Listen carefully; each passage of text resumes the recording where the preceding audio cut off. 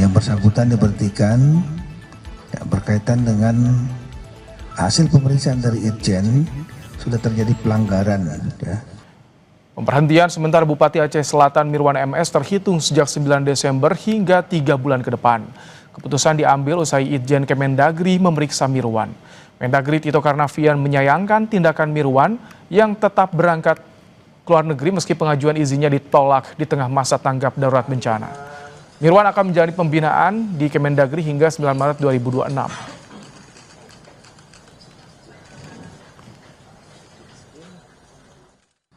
Yang bersangkutan diberhentikan berkaitan dengan hasil pemeriksaan dari Irjen sudah terjadi pelanggaran.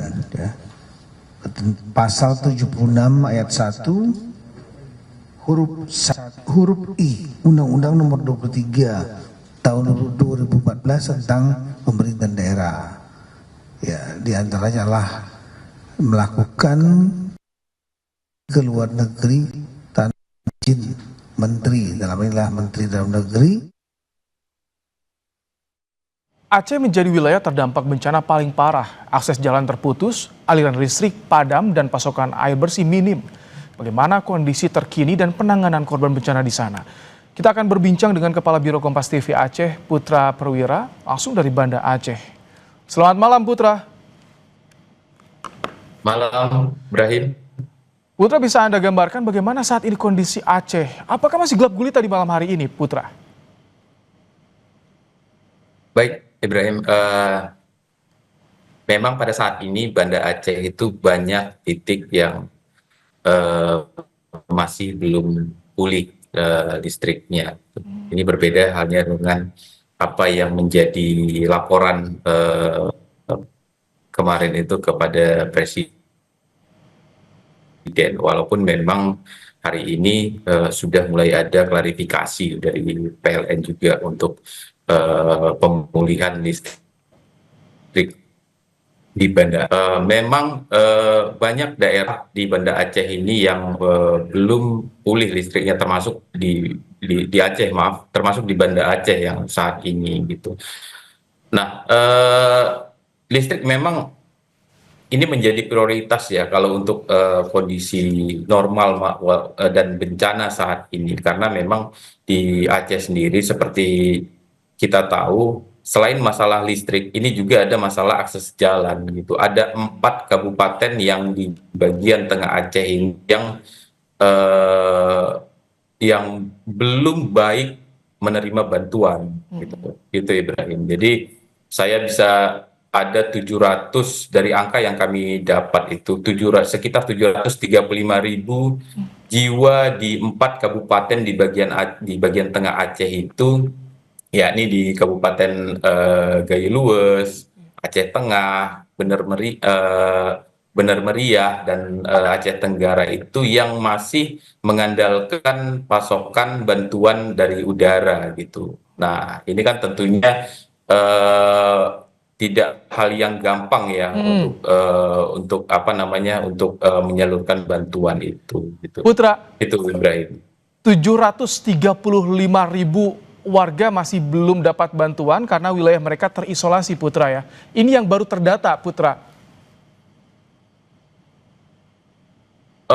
Bukan 735.000 yang belum menerima bantuan, tapi ada 735.000 jiwa di 4 kabupaten itu yang membutuhkan bantuan gitu, dan bantuan ini masuk melalui udara gitu.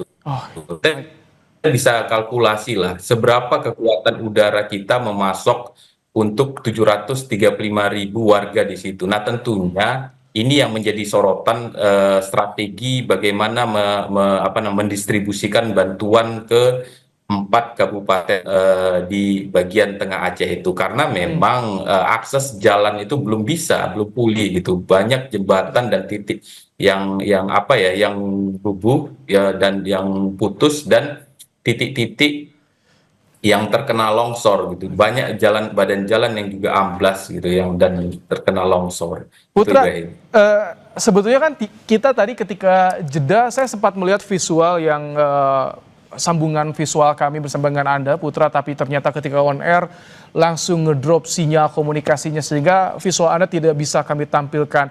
Artinya jaringan komunikasi di sana juga belum sepenuhnya pulih total, Putra.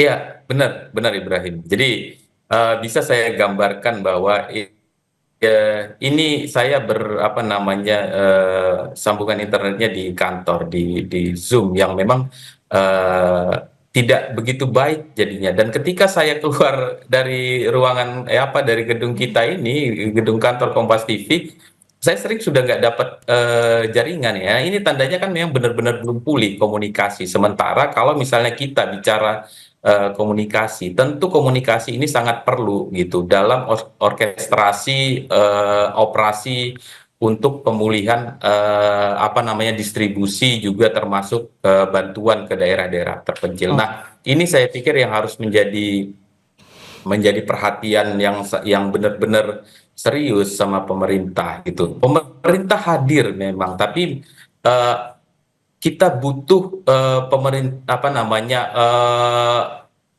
pemerintah yang bisa menjawab kebutuhan warganya saat ini gitu dengan kebutuhan energi dan pasokan bahan pokok gitu. Oke. Rakyat butuh itu gitu dan itu saya pikir yang harus memang benar-benar menjadi perhatian khusus sama pemerintah. Hmm. Putra, ini yang juga disorot soal Aceh Selatan. Sebetulnya kondisi Aceh Selatan itu saat ini bagaimana sih, Putra?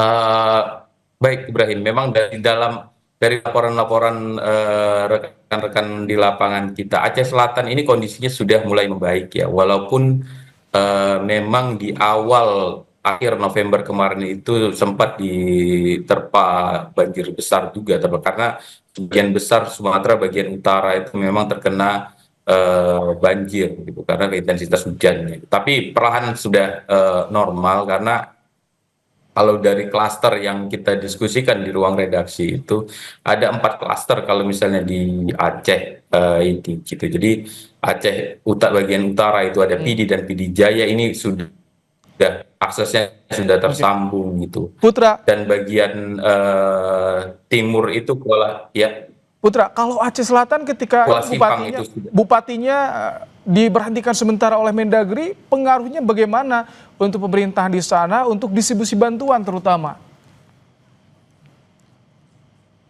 Nah, baik Ibrahim, kalau distribusi bantuan sebenarnya ya kita membutuhkan BNPB memang yang mengorkestrasi operasi untuk pengiriman bantuan gitu. Jadi memang saya pikir eh, eh, Aceh Selatan untuk distribusi bantuannya bisa ya akan cukup cukup bisa baik lah gitu. Walaupun bupatinya karena memang pada saat kemarin itu beberapa waktu setelah bencana kemarin bupati sempat berangkat ke luar daerahnya gitu.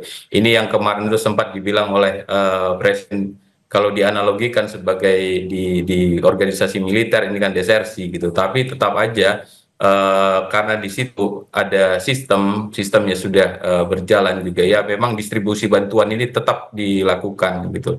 Oke. Itu Ibrahim. Termasuk pemulihan ya, jadi artinya tak terganggu kendati bupati diberhentikan sementara hingga 3 bulan ke depan.